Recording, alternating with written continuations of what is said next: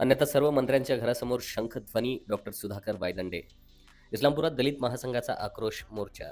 दलित लोकांवर सातत्याने वाढत असलेले अन्याय आणि अत्याचाराबाबत केंद्र आणि राज्य सरकारने ठोस भूमिका न घेतल्यास सरकारमधील सर्व आमदार, खासदार आणि मंत्र्यांच्या घरासमोर शंखध्वनी आंदोलन करण्याचा इशारा दलित महासंघाचे राज्याध्यक्ष डॉक्टर सुधाकर वायदंडे यांनी दिला. राज्यात आणि देशात दलित लोकांवर आणि महिलांवर सातत्याने वाढत असलेल्या अन्याय, अत्याचाराच्या निषेधार्थ दलित महासंघाच्या वायदंडे गट वतीने राज्याध्यक्ष डॉक्टर सुधाकर वायदंडे यांच्या नेतृत्वाखाली इस्लामपूर प्रांत कार्यालयावर आक्रोश मोर्चा काढण्यात आला. त्यावेळी ते बोलत होते. तहसीलदार कार्यालयासमोरील छत्रपती शिवाजी महाराज, भारतरत्न डॉक्टर बाबासाहेब आंबेडकर यांच्या पुतळ्यास पुष्पहार अर्पण करून मोर्चास सुरुवात झाली. यल्लम्मा चौक, गांधी चौक, कामेरी नाका, बस स्थानकामार्गे मोर्चा प्रांत कार्यालयावर धडकला. मागण्यांचे निवेदन प्रांत कार्यालयाचे निवासी नायब तहसीलदार करे यांनी स्वीकारले. डॉक्टर सुधाकर वायदंडे म्हणाले, देशात तसेच राज्यामध्ये अनेक जिल्ह्यांमध्ये अत्याचाराच्या घटना वाढत आहेत. काही ठिकाणी आरोपी मोकाट आहेत. अन्याय, अत्याचार रोखण्याची जबाबदारी केंद्र आणि राज्य सरकारची असताना त्यात ते सपशेल अपयशी ठरलेले आहेत.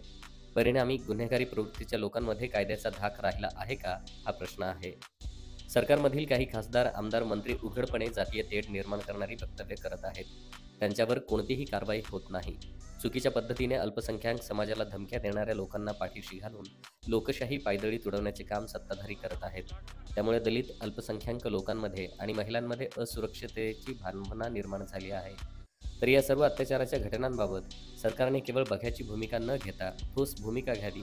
अन्यथा दलित महासंघाच्या वतीने राज्यभर आंदोलन तर छेडूच, परंतु सत्तेमध्ये असणाऱ्या सर्व आमदार, खासदार आणि मंत्र्यांना महाराष्ट्रात रस्त्यावर फिरू देणार नाही, असा इशाराही वायदंडे यांनी दिला आहे.